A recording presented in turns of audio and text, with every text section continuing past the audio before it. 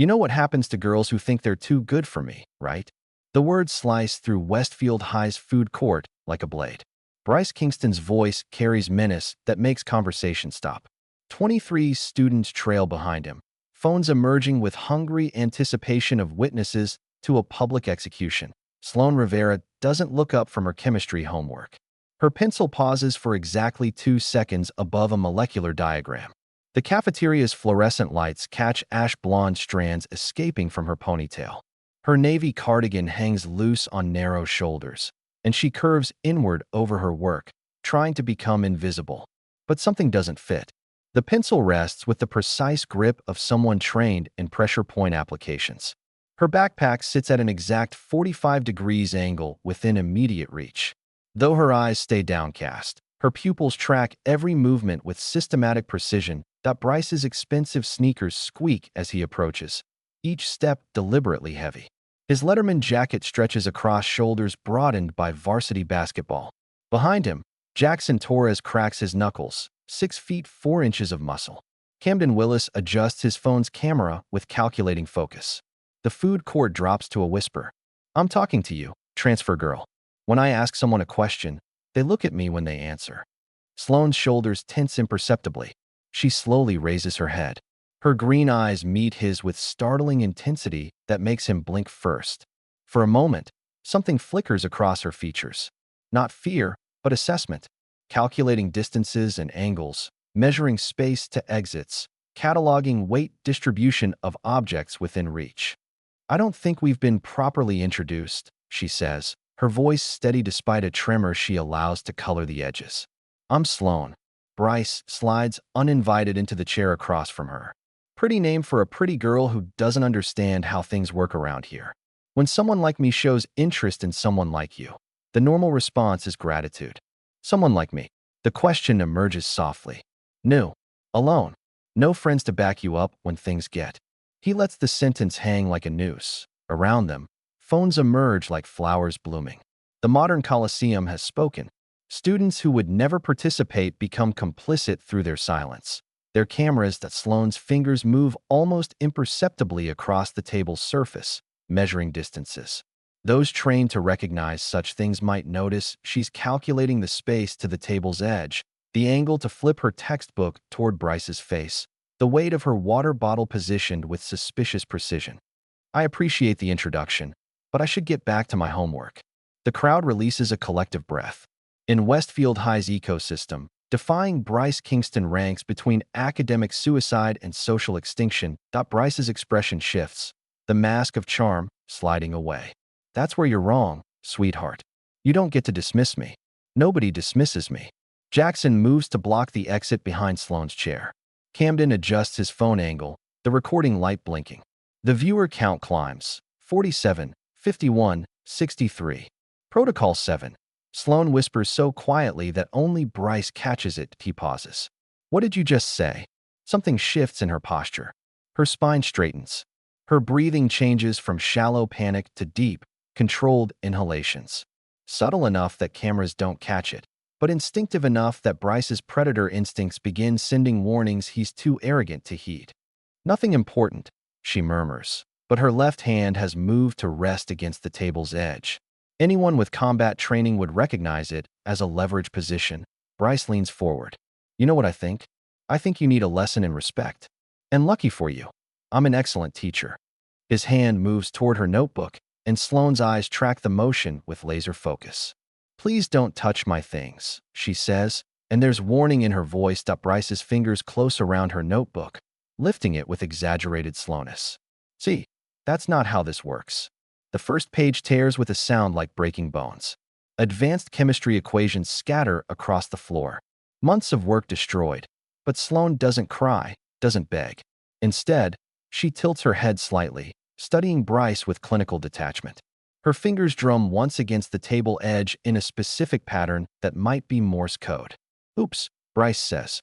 Looks like you'll be staying up late tonight. Unless you want to apologize properly and let me help you. The implication hangs like poison gas. Around them, the crowd shifts uncomfortably, finally sensing something darker than typical drama. But not one person moves to intervene. Camden zooms in on Sloane's face, hoping to capture tears. Instead, he finds something that makes him step backward. Her green eyes have gone completely cold, empty of fear. Bryce reaches for her laptop next. Maybe this needs an accident too, to really drive the lesson home. For the first time, Sloane's mask begins to slip, not toward fear, but towards something far more dangerous. Her breathing deepens, her shoulders square. The tremor leaves her hands entirely. Put it down. Each word emerges with crystalline clarity, carrying more authority than any 17-year-old should possess. Even Bryce hesitates. But his ego won't allow retreat. He lifts the laptop higher. Or what? Sloane stands slowly, movements fluid and controlled.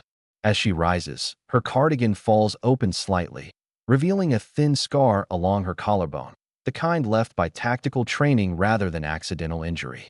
Her stance widens to shoulder width, weight distributed evenly.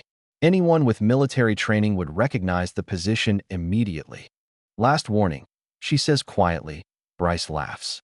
Listen to Little Miss Tough Guy. What are you going to do? My dad donated the new gymnasium. I am untouchable. He raises the laptop above his head, preparing to slam it down. The crowd holds its breath. Camden's viewer count hits triple digits in that frozen moment. Sloane Rivera makes a choice that will change everything. Her left hand shoots out with surgical precision, fingers finding the pressure point below Bryce's wrist. The laptop tumbles from nerveless fingers, landing safely in Sloane's right hand. Her foot hooks around the leg of her heavy wooden chair, sending it sliding into Jackson's shins. The 6 feet 4 inches tower of muscle goes down hard. Camden's phone suddenly goes airborne as Sloane's precisely thrown pencil strikes his hand. The smartphone shatters against the wall, his live stream cutting off. The entire sequence takes less than 4 seconds. Bryce staggers backward, clutching his paralyzed hand, his face pale with genuine fear. What the hell? Sit down. Sloane's voice carries unmistakable command authority. Not a victim's request, but an order from someone accustomed to being obeyed. The food court has gone completely silent. 60 students who moments ago were eager spectators now witness something they can't comprehend. The small, frightened transfer student has vanished, replaced by someone who moves with deadly grace. Bryce discovers what it feels like to be prey. The silence stretches. In the space where cruelty lived, something new has taken root. Recognition that power just changed hands in the most fundamental way. In the corner, Maya Chin pulls out her phone and begins to record. Because sometimes the most important stories are the ones that almost no one gets to tell. Sloane sets her laptop down with deliberate care, never taking her eyes off Bryce. You broke my homework. Months of work. Do you know how long it takes to recreate organic chemistry research from memory? Bryce's hand regains sensation, fingers flexing. His face cycles through shock, confusion, rage. You think some kung fu movie nonsense is going to save you? Actually, Sloane says, collecting her scattered pages with methodical precision. It was pressure point manipulation combined with leverage physics. But I can see how you might confuse tactical training with entertainment media. The words land like slaps. Around them, whispers ripple. Did she just say tactical training? Who talks like that? Bryce steps forward, then catches himself as Sloane's posture shifts infinitesimally. Not backward, but settling deeper. The message is clear. He can advance, but consequences will be immediate. You're going to regret this, he says. Do you have any idea what I can do to your life? What I can do to your reputation? Enlighten me. The invitation sounds genuinely curious. His smile returns sharper, hungrier. Camden, pick up that phone. With reluctance, Camden approaches his shattered device. Good news, Bryce announces loudly. Looks like we have footage of our new friend assaulting 3 students unprovoked. Self-defense is going to be hard to sell when you threw the first punch. Sloane continues collecting homework. Interesting interpretation. I wonder how that narrative holds up under frame-by-frame analysis. What's that supposed to mean? Instead of answering, Sloane walks to a nearby table where 2 freshman girls sit frozen. They scramble away. Excuse me, she says politely, selecting a blue ballpoint pen. I'll return this in a moment. She examines the pen with attention someone would give a surgical instrument, testing its weight and balance. What are you doing? Bryce's confidence wavers. Solving a problem. You're right about the footage.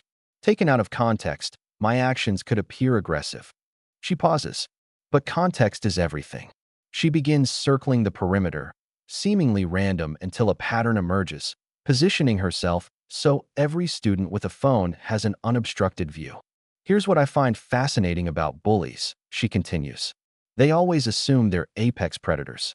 They never consider the possibility that something higher up the food chain might be watching. You're insane, Bryce breathes. Perhaps. But if I am, what does that make you? The person who cornered someone you believe to be mentally unstable in a public space with dozens of witnesses. The logic hits like a physical blow. This is ridiculous. Jax, grab her. Jackson doesn't move, eyes fixed on the pen in Sloane's hand. Jackson, Sloane says conversationally, was hospitalized 3 years ago after what newspapers called a hazing incident. 17 stitches, severe concussion. The official story was he fell downstairs. She pauses. But emergency room staff are trained to recognize pattern wounds, defensive marks, the kind that don't match accidental falls. Jackson's face goes white. Phones emerge like flowers blooming in time-lapse.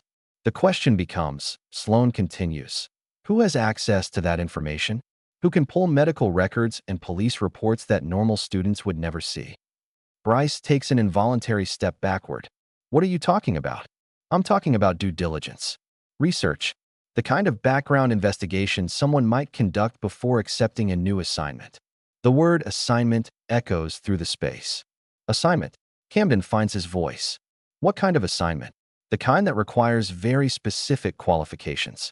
The kind that comes with federal oversight. And her words cut off as Bryce lunges forward, desperation overriding strategy.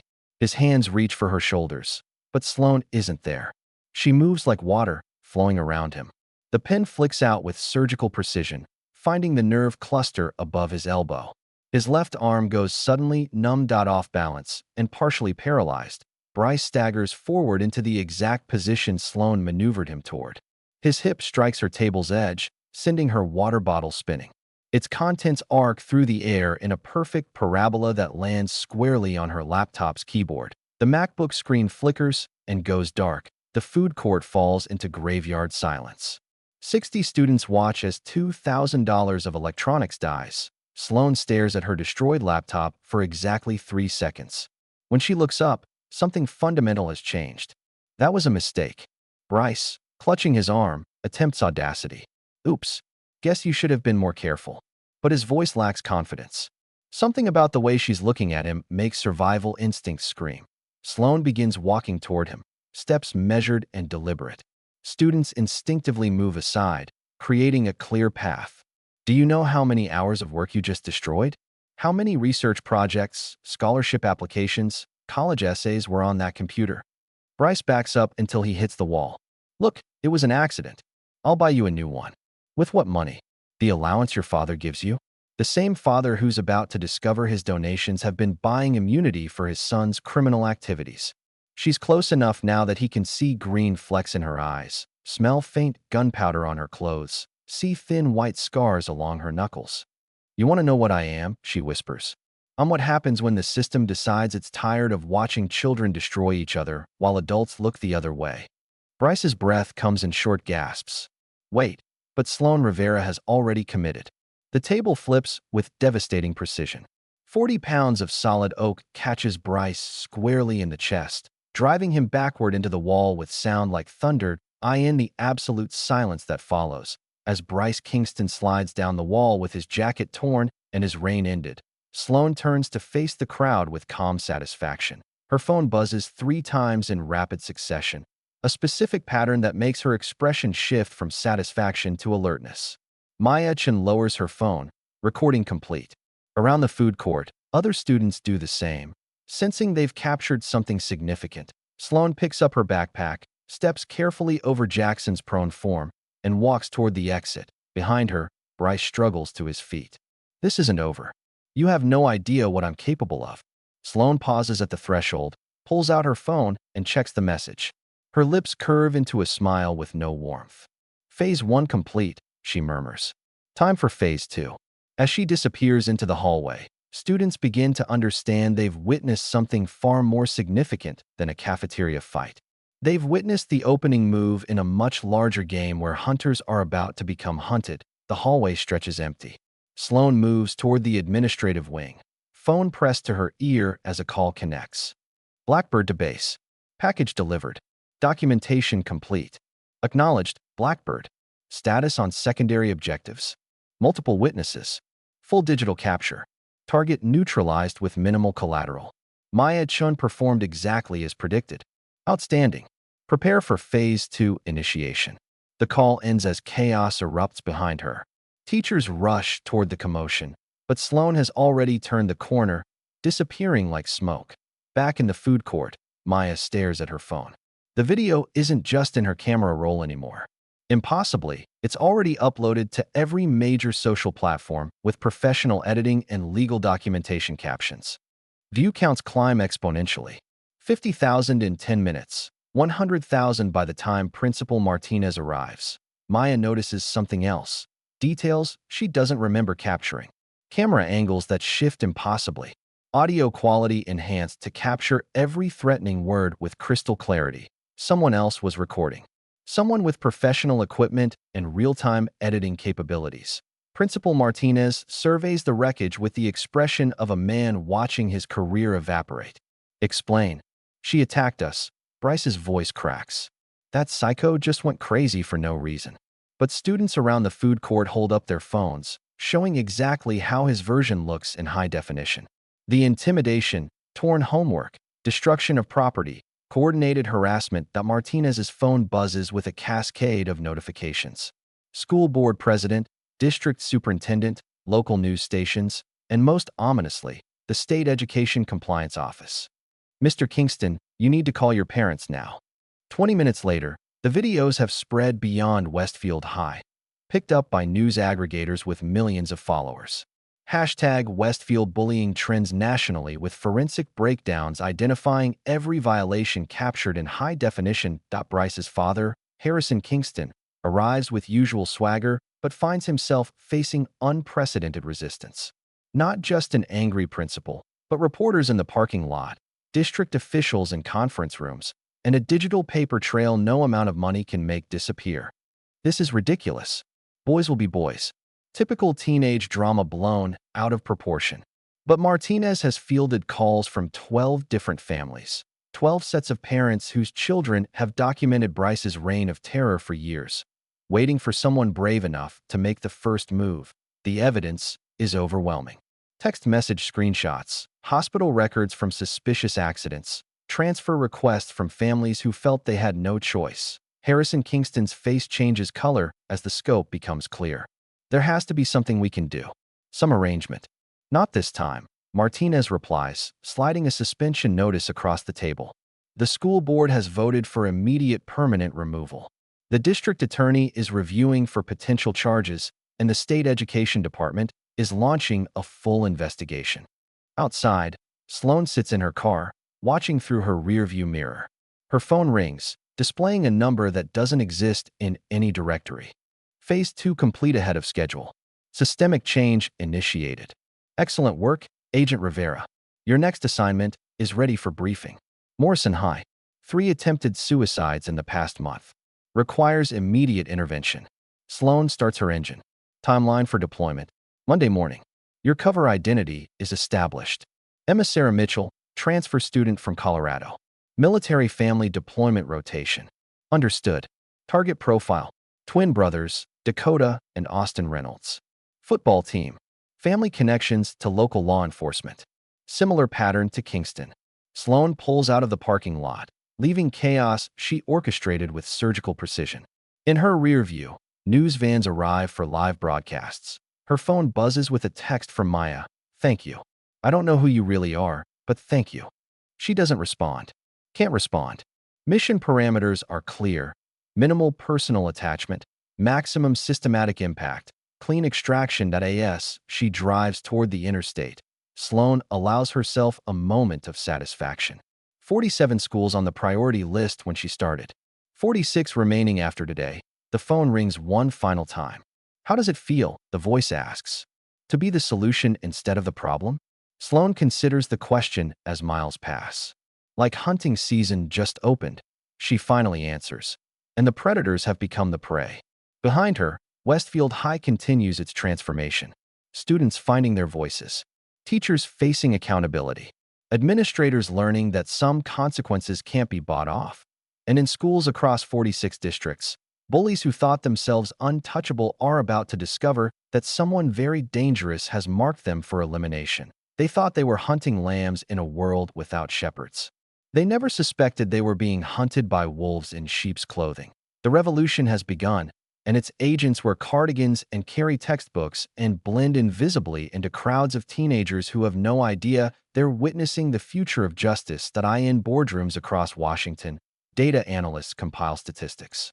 Suicide rates among high school students have dropped 11% in districts where transfer students recently enrolled. Bullying incidents resulting in hospitalization decreased by 37%. The program doesn't exist in any official capacity. No congressional funding, no oversight, no paper trail. But in a nondescript Virginia office building, a wall-mounted map displays 47 red pins marking schools in crisis. Today, one pin changes from red to green. Tomorrow, Agent Rivera will begin surveillance on Target 46. Next week, 3 more operatives will deploy to districts where local leadership has failed. The teenagers destroying their classmates' lives with impunity have no idea they're about to face opponents trained by professionals who've spent decades perfecting systematic elimination of threats to innocent people.